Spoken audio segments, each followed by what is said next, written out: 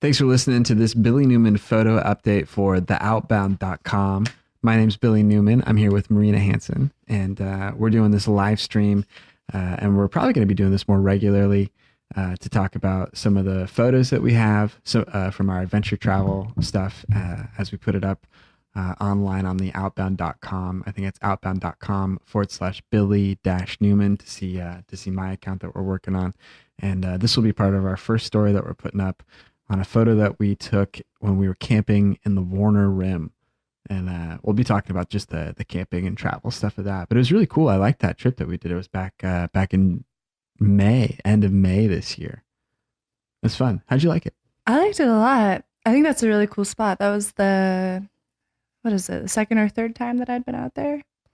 Yeah, I think it was around that time. And yeah, we've done that trip out there a couple times. It's an area near Plush, Oregon, which is real far southeast Oregon. I think close to the Nevada border. Maybe it's still close to the California border in part, but yeah, real far out there. I think way east of Lakeview, and it's real close to Hart Mountain. You can Yeah. sometimes find that area on the map, but this area out here, it's called Warner Rim. So opposing Hart Mountain to the west, there's another rim called Warner Rim, and you can go out onto the top of it. The way that the geology is out there is a lot of these rims. They're only really a rim on one side.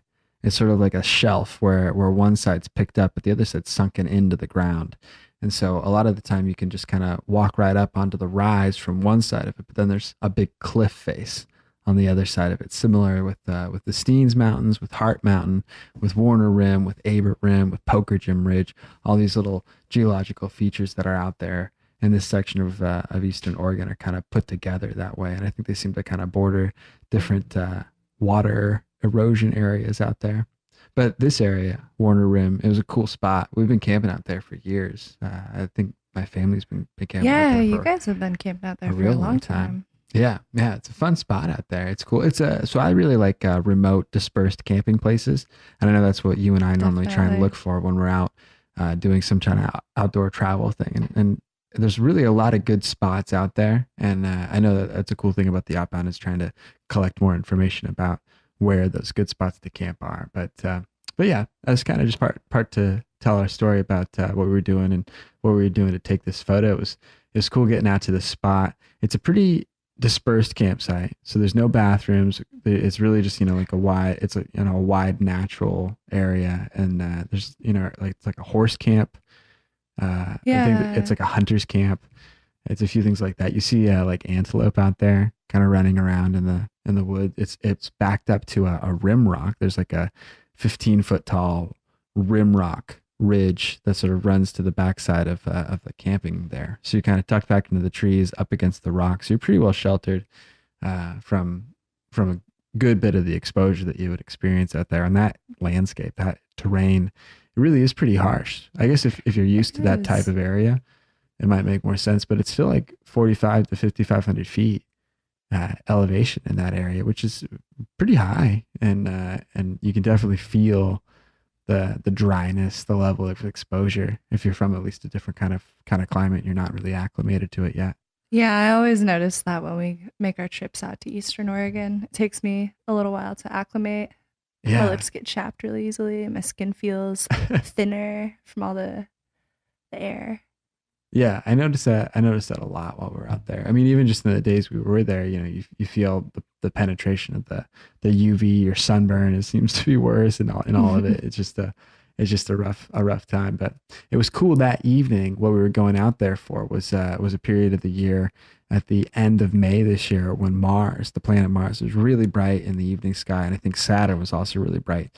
But it was a really clear, pretty early summer night. I mean, even though it's late spring, and so we went out there to set up a little campfire.